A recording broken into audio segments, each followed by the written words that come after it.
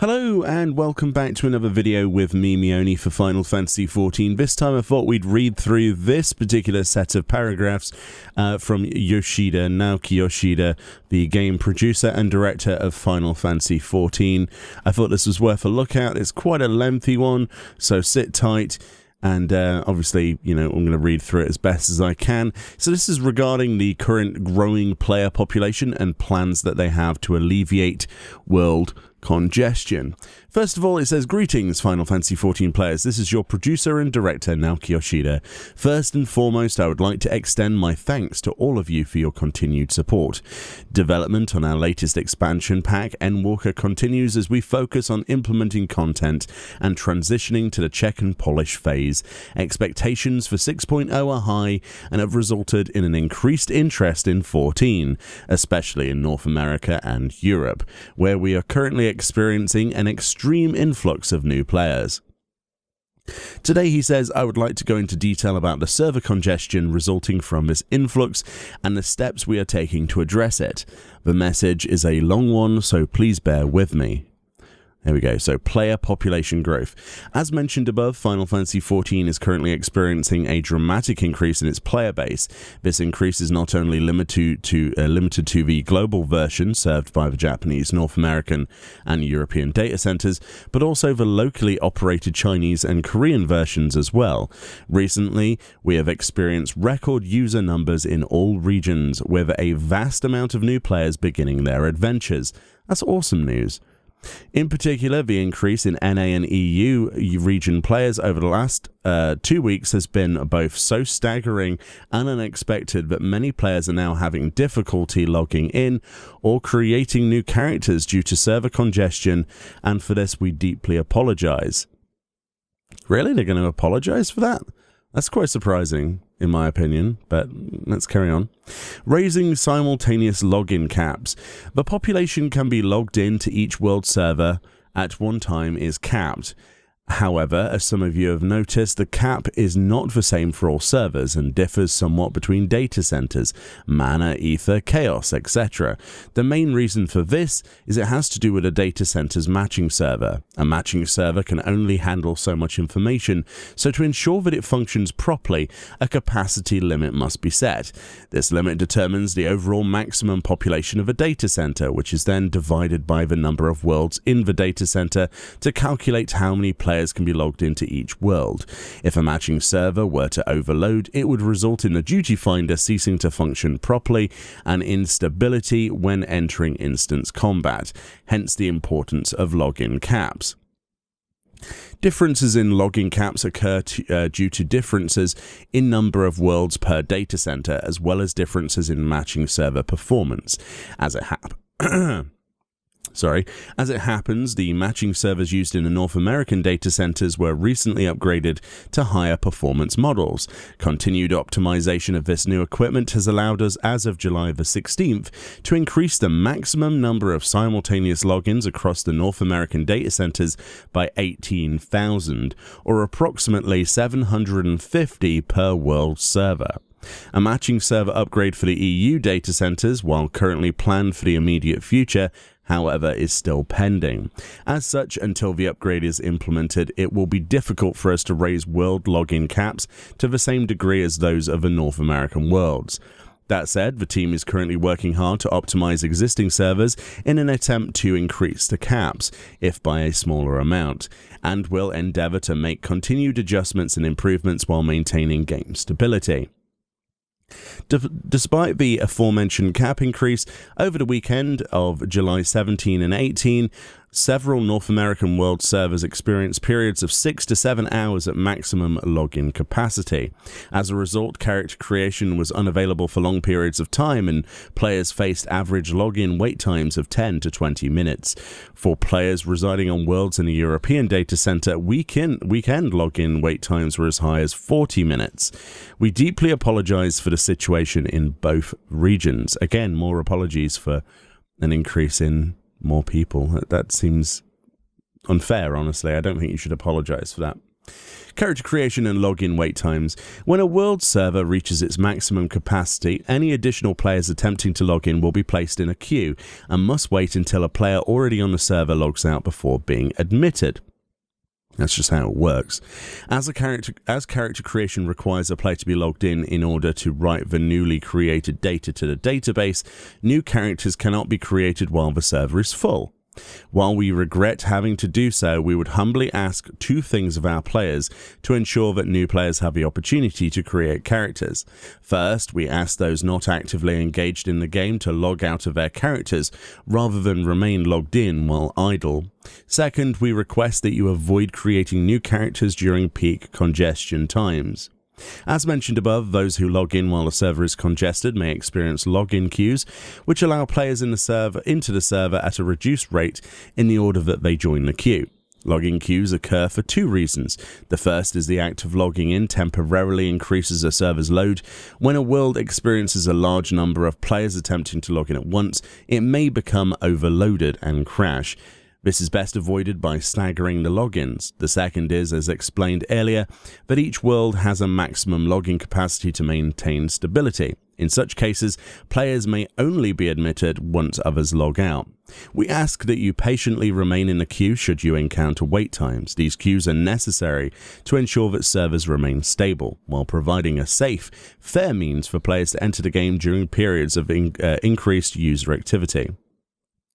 Please also note that in order to prioritize our paying customers, the login queue is not available to players using the free trial version, regardless of whether it occurs due to a surge in logins or a world reaching its capacity. Logging in will only be possible for those players after a world's login queue is cleared. We once again apologize for the inconvenience, but we ask for your understanding on this point. So there we go. If you are creating a free trial, you might want to think about probably getting the full game because you're not even going to be able to get into a queue time. That's rough, to be fair. Automatic logouts. As an emergency measure to combat congestion, we are also planning the early implementation of the auto-logout feature originally slated for the expansion launch with a release of 5.58. Yes, that's currently live in the game. Basically, you'll be logged out after 30 minutes of no input. Says if no input is detected from a character for an extended period of time, 30 minutes, the character will be automatically logged out of the game. This feature will be further expanded to address the surge in logins expected for the launch of Endwalker. So I guess probably even a shorter time on that? We understand that this feature will not be the most popular with our players, but would like to assure you that it is an effective means to temporarily combat congestion. We apologize for any inconvenience in its implementation that might cause, and thank you for bearing with us to ensure that the game remains accessible during this time. I don't think it's really that unpopular. I think most people could probably see that it was going to happen. I mean, we do get this at the expansion. I think most people were just surprised that we got it earlier than the expansion, really. But it's a good thing because it means there are more people trying out the game, at least in my opinion. Additional worlds and data centers. Here we go. A fundamental solution to congestion is to increase in-world servers, as well as the addition of data centers. We have already announced we are currently in the final stages of preparing our new Oceania data center. At the same time, we have been moving forward with plans to expand even further, putting wheels into motion in the form of approving budgets, securing funding, and purchasing equipment. We intended to assess user numbers and plan content after the release of 6.0, and then work to have new servers or data centers prepared for 7.0. The current situation, however, has compelled us to reevaluate this timeline and determine if it's possible to speed up the process. There are, however, two obstacles that stand in our way. Problem number one: insufficient servers due to semiconductor shortage. The COVID-19 pandemic has seen an extreme drop in semiconductor production in factories across the globe. This, coupled with an increase in demand for electronics due to more people working at home, has resulted in an international shortage of semiconductors that in turn has resulted in a prolonged delay in delivery of the servers we ordered for our data centers. We have even looked into investing more than market value to speed up delivery, but to no avail. We are not giving up, however, and are in continued talks with vendors from around the world to find a timely solution to this problem. Okay. Problem 2, travel restrictions. As we touched upon briefly at the Digital Fan Festival, global travel restrictions due to the pandemic have prevented our server infrastructure team from physically visiting the data center locations, causing a considerable reduction in work efficiency.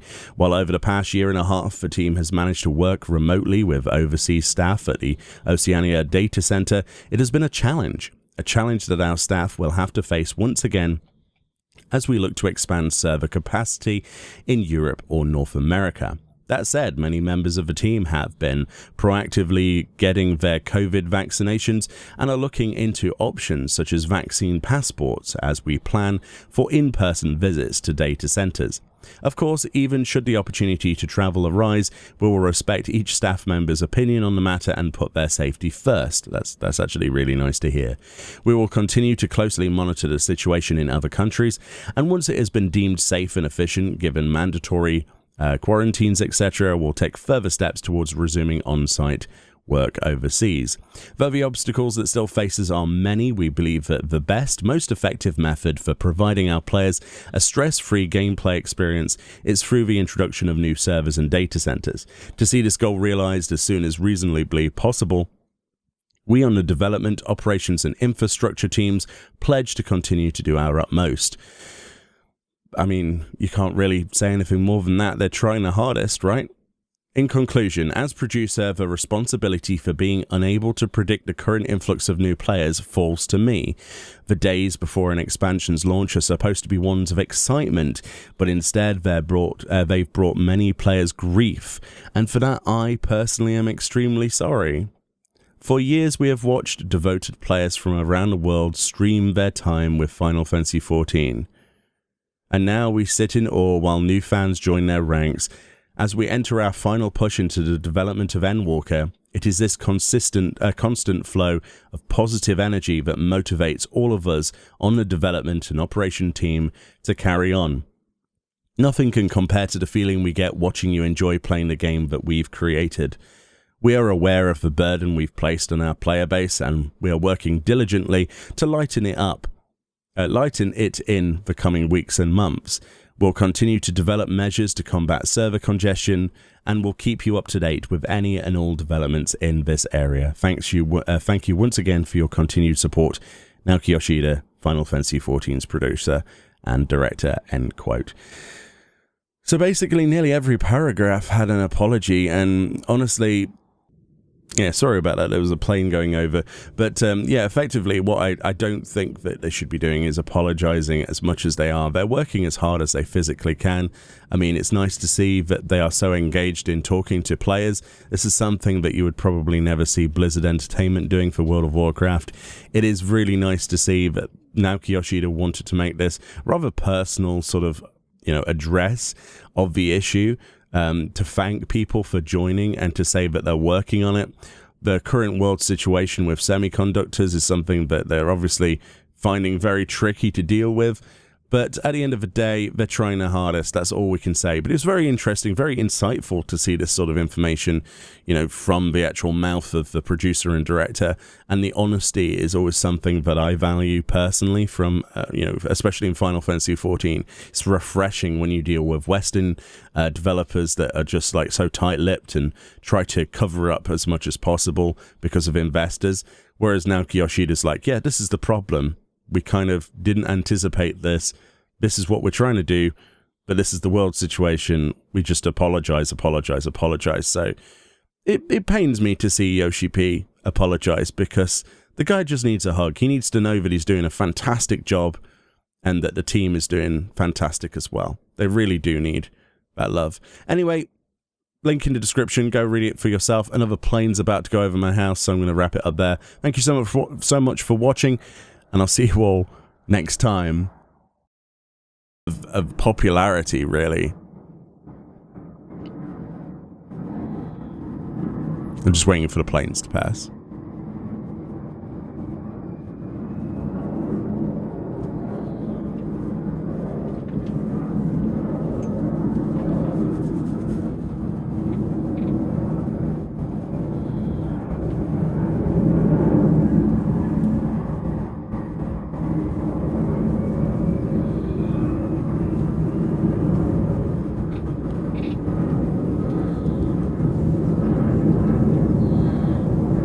Any day now. They're going up 1 mile an hour or something.